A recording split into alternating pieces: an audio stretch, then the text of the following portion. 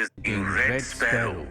इस कहानी की शुरुआत होती है मॉडर्न रशिया से, जहां पर हमें डोमिनिका नाम की एक लड़की को दिखाया जाता है। डोमिनिका एक बैले डांसर है। दरअसल उसे किसी भी कीमत पर पैसे कमाने होंगे, क्योंकि उसकी मॉम हमेशा बीमार रहती है। उनके इलाज के लिए हमेशा उसे पैसों की जरूरत होती है। और एक दिन जब वो परफॉर्म कर रही होती है तो उसका पार्टनर गलती से उसके पैर के ऊपर पैर रख देता है, जिससे उसके पैर की हड्डी टूट जाती है। और इस एक्सीडेंट के साथ उसका डांसिंग करियर हमेशा के लिए खत्म हो जाता है, जिससे उसे बहुत दुख होता है। उसे नहीं पता कि अब वो पैसे कैसे कमाएगी, अपनी मॉम का इलाज कैसे करवाएगी। कुछ महीने बीत जाते हैं और उसका पैर ठीक हो जाता है। एक दिन उसके अंकल, जिनका नाम इवान होता है, वो उसके पास आते हैं। दरअसल ये रशिया की सीक्रेट एजेंसी में डायरेक्टर है। वो डोमिनिका को कहते हैं कि मुझे तुम्हारी मदद की जरूरत है, तुम मेरे साथ काम करो। पर डोमिनिका साफ साफ मना कर देती है। उसके अंकल उसे बताते हैं कि तुम्हारे पैर का एक्सीडेंट हुआ नहीं था, बल्कि जानबूझकर तुम्हारे पैर की हड्डी को तोड़ा गया था। और जिसने ये किया था वो तुम्हारी दोस्त है। उसने ऐसा इसलिए किया था कि वो डांसिंग में तुम्हारी जगह ले सके। ये सुनकर डोमिनिका को बहुत दुख होता है, बहुत गुस्सा आता है, और वो अपनी दोस्त के घर जाती है और उसे बुरी तरह से मारती है। इसके बाद एक बार फिर से वो अपने अंकल इवान से मिलती है और उनसे पूछती है कि मुझे क्या करना होगा। उसके अंकल उसे बताते हैं कि एक बहुत बड़ा गैंगस्टर है, तुम्हें उसे सिड्यूस करके एक होटल के कमरे में लाना होगा, और इसके बाद हमारे एजेंट्स अपना काम कर देंगे। इसके बदले तुम्हारी मॉम के जितने भी मेडिकल के खर्चे हैं वो सब के सब हम उठाएंगे। और अब डोमिनिका उसकी बात मान जाती है। वो उस गैंगस्टर से एक बार में मिलती है जहां पर वो उसे सिड्यूस करती है। इसके बाद वो गैंगस्टर उसे होटल के एक कमरे में ले जाता है, पर यहाँ पर इस वक्त तक कोई भी नहीं पहुंचा होता, इसीलिए वो आदमी उसकी जबरदस्ती इज्जत लूट लेता है, जिससे डोमिनिका को बहुत दुख होता है, क्योंकि उसे सिर्फ उस आदमी को सिड्यूस करना था। अब यहाँ पर एजेंट आ जाते हैं और उस गैंगस्टर को मार देते हैं, पर डोमिनिका इस बात से टूट गई है। वो अपने अंकल के पास जाती है और कहती है कि आज के बाद मैं ये काम कभी नहीं करूंगी। उसके अंकल को इस बात से कोई फर्क नहीं पड़ता कि उसकी इज्जत लुट चुकी है। वो कहते हैं कि अब तुम्हें हमारे राज के बारे में पता चल चुका है कि हम किस तरह से काम करते हैं, यानी कि तुम भी अब इस सीक्रेट एजेंसी का एक हिस्सा बन चुकी हो, और अगर तुमने हमारे साथ काम नहीं किया तो तुम्हें मार दिया जाएगा, क्योंकि तुम हमारे सारे राज जान चुकी हो। वहीं दूसरी तरफ हमें मॉस्को में नेट नाम के एक लड़के को दिखाया जाता है, जो कि एक अमेरिकन जासूस है, यानी कि वो CIA का एजेंट है। नेट एक आदमी से मिलता है जिसे वो मार्वल कहकर बुलाता है। दरअसल ये नेट को खबरें देता है और वो उसे कुछ खबर देकर वहां से निकल जाता है, पर तभी वहां पर पुलिस आ जाती है।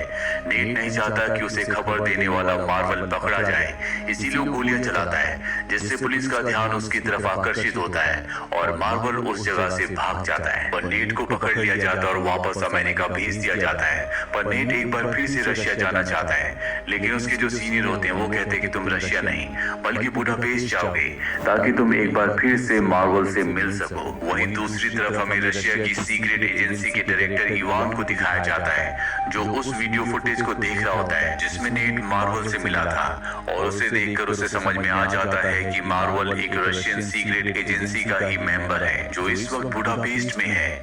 और अब इवान किसी भी कीमत पर उसे मारने के लिए किसी स्पाई को, यानी कि जासूस को भेजना चाहता है। वो डोमिनिका के पास जाता है और उसे कहता है कि तुम्हें बुडापेस्ट जाकर मेरा एक काम करना होगा, पर सबसे पहले तुम्हें इसके लिए ट्रेनिंग लेनी होगी। और इसके बाद उसे एक स्पाई स्कूल में भेजा जाता है, जहाँ की ट्रेनिंग बहुत ही खतरनाक, बहुत ही मुश्किल होती है, लेकिन जल्दी वो इस ट्रेनिंग को पूरा कर लेती है। और इसके बाद डोमिनिका को बुडापेस्ट के लिए रवाना कर दिया जाता है, जहाँ पहुंचने के बाद सबसे पहले उसे नेट का विश्वास जीतना होगा, ताकि उसके जरिए वो किसी भी कीमत पर मार्वल तक पहुंच सके। दरअसल मार्वल का चेहरा कोई भी नहीं जानता, किसी को नहीं पता कि वो कैसा दिखता है, सिर्फ नेट ही एक तरीका है जिसके जरिए मार्वल तक पहुंचा जा सकता है। और अब डोमिनिका बुडापेस्ट पहुंच जाती है, जहां पर वो अपनी एक साथी एजेंट के साथ रहती है। साथ ही अब वो नेट का पीछा करना शुरू कर देती है। वो उस स्विमिंग क्लब को भी ज्वाइन कर लेती है जहां पर नेट रोज आता है। डोमिनिका बार बार उसके सामने से जानबूझकर निकलती है ताकि वो उसे देखे। डोमिनिका बहुत ही सुंदर है, इसीलिए नेट भी उसे देखना शुरू कर देता है। और एक दिन जब वो सड़क पर उसके कम क्रॉस होती है तो वो उससे बात करता है। नेट को कहीं न कहीं डोमिनिका के ऊपर शक है।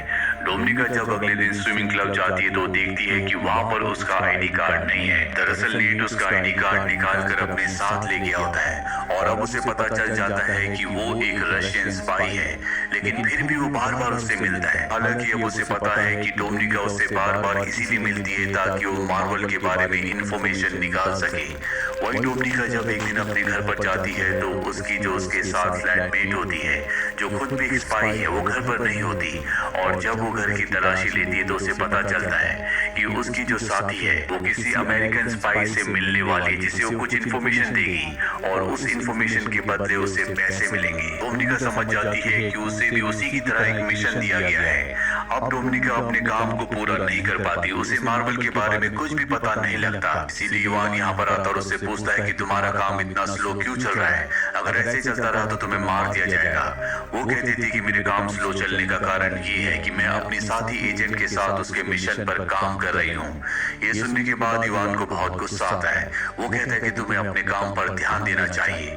और जब डोमिनिका अपने घर पर नहीं होती तभी वहां पर एक दूसरा रशियन एजेंट आता है जो डोमिनिका की रूममेट फ्लैटमेट को मार देता है क्योंकि उसने अपने सीक्रेट मिशन को डोमिनिका के साथ शेयर किया था। हालांकि उसने नहीं किया होता, लेकिन डोमिनिका ने कहा होता है कि मैं उसके साथ काम कर रही हूँ। इसीलिए इवान को रशियन इंटेलिजेंस को लगता है कि उसने अपने खुफिया मिशन को किसी के साथ शेयर किया, इसीलिए उसे मार दिया जाता है। साथ ही जब डोमिनिका घर पहुंचती है तो वही रशियन एजेंट उसे धमकी देता है और कहता है कि अगर तुम अपने मिशन में फेल हुई तो हम तुम्हें भी मार देंगे। डोमिनिका इस बात से बहुत डर जाती है। वो नेट से मिलने उसके फ्लैट पर जाती है, जहाँ पर नेट उसे बताता है कि मुझे पता है कि तुम एक रशियन जासूस हो। डोमिनिका बताती है कि मुझे अपनी और अपनी मॉम की जान बचाने के लिए रशियन जासूस बनना पड़ा। नेट उसे कहता है कि मैं तुम्हारी और तुम्हारी मॉम की सुरक्षा की गारंटी लेता हूँ, लेकिन तुम्हें डबल एजेंट बनना होगा, यानी कि तुम्हें हमारे लिए काम करना होगा। और उसकी बात वो मान जाती है, जिसके बाद ये एक दूसरे के बहुत करीब आ जाते हैं। और अगली सुबह जब वो नेट के घर से निकलती है तो उसके पास उसका एक गिलास भी होता है जिसमें नेट के फिंगरप्रिंट्स हैं। वही नेट एक बार फिर से मार्बल से मिलता है। मार्बल उसे आगाह करता है कि तुम्हें डोमिनिका से दूर रहना होगा क्योंकि वो एक रशियन जासूस है और तुम्हारे लिए बहुत बड़ा खतरा बन सकती है। लेकिन नेट उसकी बात नहीं मानता और उसे अपने साथियों से भी मिलवाता है, जहाँ पर डोमिनिका कहती है कि मैं तुम्हारे लिए काम करूंगी, लेकिन इसके बदले तुम्हें मुझे $30,000 देने होंगे। अमेरिकन एजेंट्स पूछते हैं लेकिन हम ऐसा क्यों करेंगे? वो कहती है क्योंकि मैं तुम्हारी मदद कर सकती हूँ। जिस लड़की के साथ मैं रहती थी वो एक रशियन एजेंट थी। उसे एक मिशन दिया गया था जिस मिशन के तहत उसे यूएस सेनेटर की चीफ स्टाफ से मिलना था, जो उसे अमेरिका के बारे में बहुत सारी इंफॉर्मेशन देने वाली थी, पर उसकी अब मृत्यु हो चुकी है और वो मिशन अब मुझे दिया गया है। मैं तुम्हारी इसमें मदद कर सकती हूँ। ये सुनने के बाद वो उसे पैसे देने के लिए राजी हो जाते हैं और अब डोमिनिका सेनेटर की चीफ स्टाफ से मिलती है जो उसे डिस्क देती है। दरअसल डोमिनिका के और सेनेटर की चीफ स्टाफ के ऊपर यहाँ पर रशियन के साथ साथ अमेरिकन जासूस भी नजर रख रहे होते हैं। डोमिनिका ने जो डिस्क ली होती है वो किसी तरह से उसे बदल देती है और नेट तक पहुंचा देती है। अमेरिका सेनेटर की चीफ स्टाफ जब बाहर जाती है तो उसे चारों तरफ से घेर लिया जाता है। सब के सब अमेरिकन जासूस हैं। उसे समझ में आ जाता है कि उसका खेल खत्म हो चुका है। वो भागने की कोशिश करती है लेकिन वो चारों तरफ से घिरी हुई है और तभी उसका एक्सीडेंट हो जाता है जिसमें उसकी मृत्यु हो जाती है। उसकी मृत्यु से रशियन को बहुत बड़ा झटका लगता है क्योंकि वो उनके लिए काम करती थी, उन्हें इंफॉर्मेशन दिया करती थी। और अब इवान को डोमिनिका और उसके सीनियर पर शक हो जाता है क्योंकि इस मीटिंग के बारे में डोमिनिका और उसके सीनियर को पता था। इन दोनों को वापस बुलाया जाता है जहाँ पर इन दोनों को बहुत टॉर्चर किया जाता है। डोमिनिका के सीनियर की मृत्यु हो जाती है लेकिन डोमिनिका अब भी जिंदा होती है। वो यहाँ पर इवान को बताती है कि मैंने सब इसलिए किया ताकि मैं नेट का भरोसा जीत सकूं और किसी भी तरह से मैं मार्बल तक पहुंच जाऊं। नेट का भरोसा मैंने जीत लिया है और अब मैं जल्दी मार्बल तक पहुंच जाऊंगी। इवान उसकी बातों में आ जाता है और उसे एक बार फिर से बुडापेस्ट भेजने के लिए राजी हो जाता है, पर बुडापेस्ट जाने से पहले वो इवान के घर आती है जहाँ पर वो कुछ पलों के लिए उसे सिड्यूस भी करती है।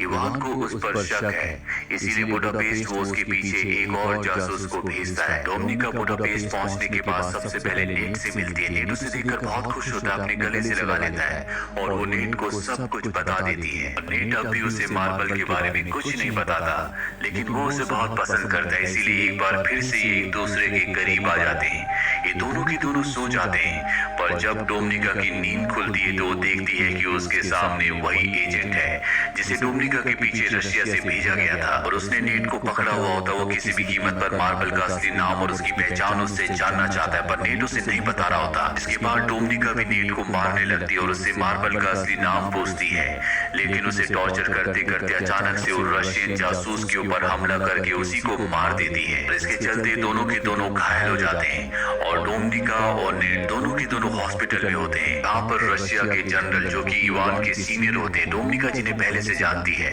वो डोमिनिका से मिलने के लिए आते हैं और कहते हैं कि मुझे पता है कि नेट ने तुम्हें मार्बल का असली नाम नहीं बताया और जिस जासूस को हमने तुम्हारे पीछे भेजा था उसे तुमने ही मारा है, और बहुत सारी ऐसी बातें हैं जो तुमने हमसे यानी कि रशिया से छुपाई है। डोमिनिका साफ साफ मना कर देती है। जनरल कहते हैं कि तुम्हें मुझसे डरने की जरूरत नहीं है। जिस मार्बल की तुम्हें तलाश है, जिसे नेट बचाने की कोशिश कर रहा है, वो और कोई नहीं बल्कि मैं हूँ। मैं रशिया के लिए पहले बहुत ईमानदार था। एक दिन मेरी पत्नी बहुत ज्यादा बीमार थी। एक अमेरिकन डॉक्टर था जो मेरी पत्नी को बचा सकता था, लेकिन मुझे इसके लिए अलाउ नहीं किया गया। उन्हें ऐसा लगता था कि मेरी सच्चाई उस डॉक्टर को यानी कि अमेरिकन को पता चल जाएगी, जिस वजह से मेरी पत्नी की मृत्यु हो गई। ये पूरा का पूरा सिस्टम करप्ट है, इसीलिए मैंने रशिया का साथ छोड़ दिया और एक डबल एजेंट बनकर अमेरिका के साथ और रशिया दोनों के साथ काम करना शुरू कर दिया। तुम्हारे आज जो भी हालात हैं वो तुम्हारे अंकल इवान की वजह से हैं। अगर वो चाहते तो तुम्हें इन सब चीजों से निकाल सकते थे, लेकिन उन्होंने ऐसा नहीं किया। तुम मेरी सच्चाई रशिया की खुफिया एजेंसी को बता सकती हो, जिससे मैं पकड़ा जाऊंगा और तुम एक नेशनल हीरो बन जाओगी, और उसके बाद तुम मेरी तरह अमेरिका के साथ और रशिया के साथ दोनों के साथ एजेंट बनकर काम कर सकती हो और रशिया की करप्ट एजेंसी को खत्म करवा सकती हो। दरअसल जनरल ने उसे सब कुछ इसलिए बताया होता है क्योंकि उन्हें पूरा विश्वास होता है कि जल्दी वो पकड़े जाएंगे, और वो नहीं चाहते कि उनकी जिंदगी वेस्ट जाए। वो चाहते हैं कि डोमिनिका उन्हें पकड़वाए, जिसके बाद डोमिनिका उनकी जगह ले ले। और अब डोमिनिका रशियन एजेंसी के पास जाती है, यहाँ पर वो उन्हें मार्बल की सच्चाई, उसका नाम और सब कुछ बता देती है। कुछ देर बाद हमें दिखाया जाता है कि रशियन एजेंट जनरल को नहीं बल्कि इवान को पकड़ लेते हैं, क्योंकि उसने इवान का नाम बताया होता है कि इवान ही मार्बल है, और साथ ही उसने बहुत सारे सबूत भी दिए होते हैं, जिसमें पहला सबूत ये होता है कि उसने इवान के नाम पर एक अकाउंट खुलवाया होता है, जिसमें उसने अमेरिकन से $30,000 चलवाए थे।